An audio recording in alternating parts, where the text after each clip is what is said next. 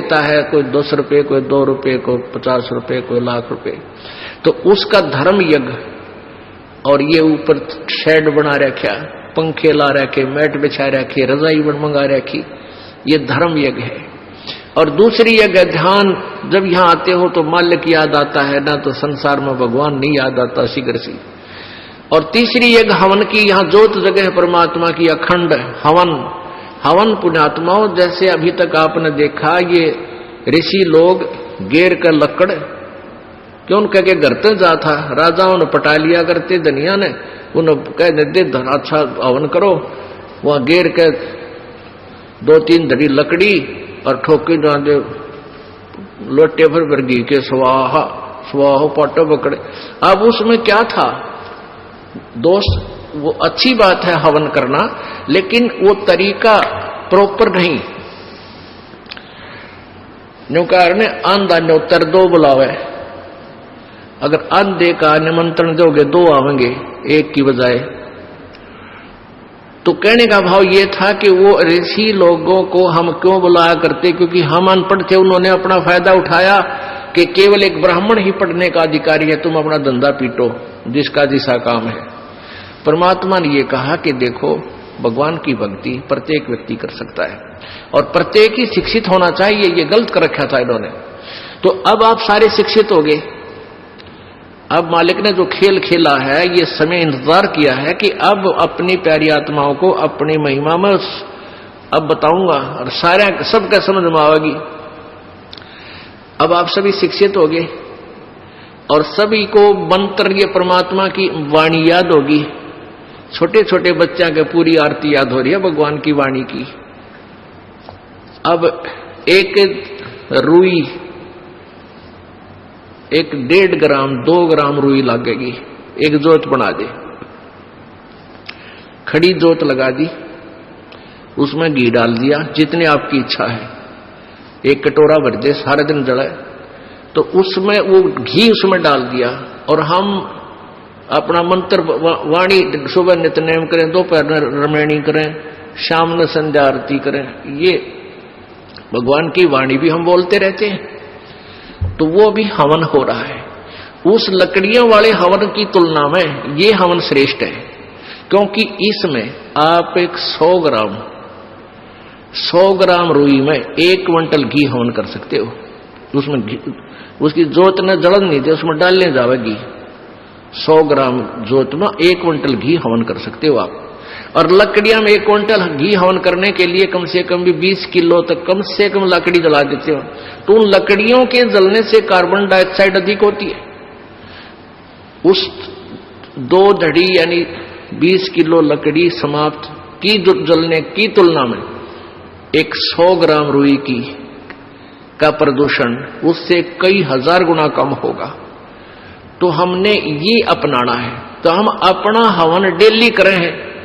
अब क्या करा करते, कोई मृत्यु होगी, बुलाओ गुरुजी ने और हमारा हवन करिए 2 दिन 4 दिन। वो 2 दिन के हवन में कैलाट उठ गया। रोज करो हवन अपना, एक जोत लगा दे, सुता उठ के हाथ पैर धो ले, नहान का ना फुर्सत मिले, कोई जरूरी ना होती नहाना। इसमें नहाए धोए क्या भ्याज है, मन का मैल ना जाए और मीन सदा जल में रहे, धोए बास ना जाए। अंदर से अंतःकरण साफ हो, हाथ पैर जरूर धो ले, क्योंकि धार्मिक वस्तुओं का हाथ लगाने।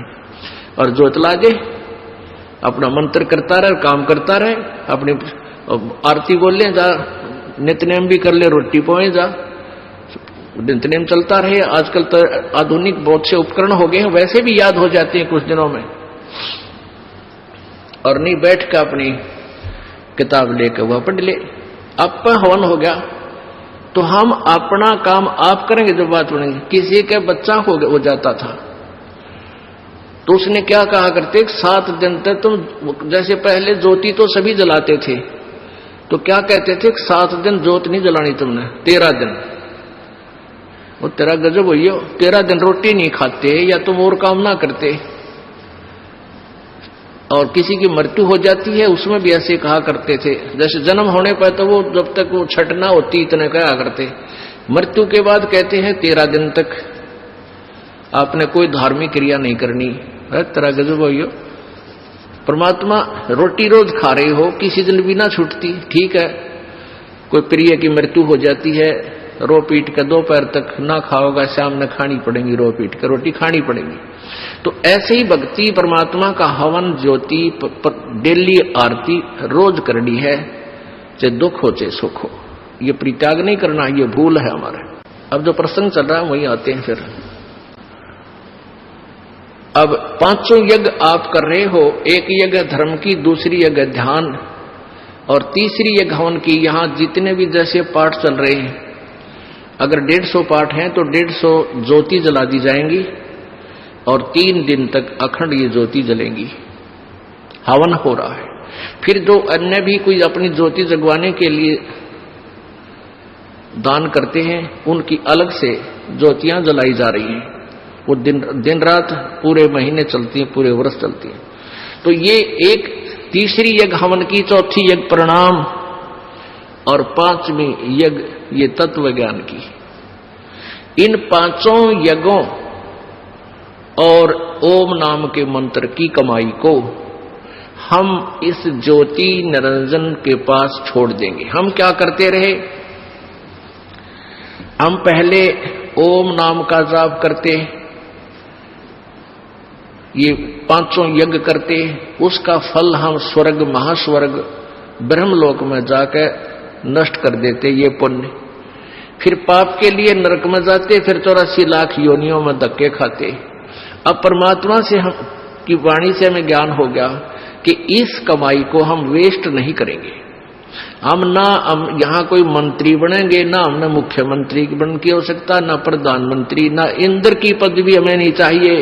इंद्र दा राज काग दा बिष्टा, इंद्र स्वर्ग का राज भी हमारे लिए काग की बीट तुल हो जाना चाहिए। यदि आप सतलोक जाना चाहते हो, और तुम बड़ा सरपंच की पीपी दर बैठो है तेरा, फिर किसे भगत तुम? हमने नहीं यहाँ का कोई भी सुख चाहिए। यदि तुमने सतलोक जाना, यही धक्के खाने हैं, तो ठीक है, आप पुण्य कर रहे हो, इसके प्रतिफल में चाहे पूरी पृथ्वी के राजा भी बन सकते हो, और फिर गधा राजा भी बन सकते हो। तुरंत ये पहले सोच लेना। राजा कहते हैं कबीर, हरि के नाम बिना ये राजा रसब हो, बड़े गधे ने रसब बोले। हमने यहां से पीछा छुटवाना पुण्यात्माओं, इस बात को कति अपने पल्ला गांठ लगा लो, यानी दृढ़ निश्चय कर लो, दृढ़ संकल्प कर लो कि भगवान फिर बोर्ड के इस गंदे लोक में जन्म ना हो।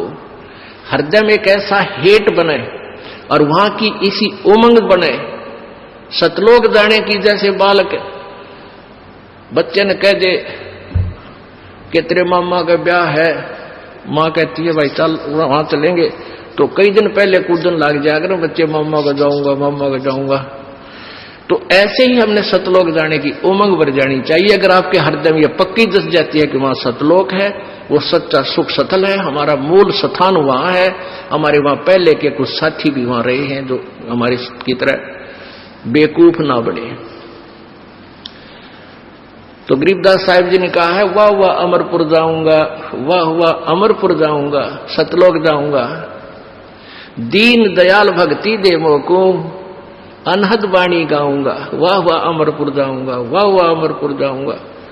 यानी ऐसी उमंग हो आपके अंदर। तो ऐसे ये 5 यज्ञ जब होगी तो 5 यज्ञों का प्रतिफल और ओम नाम की जो कमाई है हम यहां नहीं लेंगे, कत्ती भी नहीं लेंगे। चाहे हमने आपका तो बेरना पर दास तो थूके भी नहीं आके इस राज और पाठ और 21 ब्रह्मांड भी दे तो भी नहीं चाहिए। हमने तो झंझट मिटवाना संग जन्म का।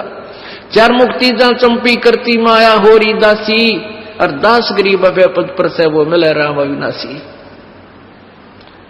उस सतलोक में जाने के बाद यहाँ की जो 4 मुक्तियों के सुख, जो अंतिम मुक्तियां हैं, और ये मुक्तियां चारों नाशवान हैं, ये इनका फल समाप्त होता है, और वहां की वो ये सुख जो तुम यहां चाहते हो, जो अंत में नष्ट होते हैं, वो कभी नष्ट नहीं होते। वहां ये भी सुख मिलेंगे।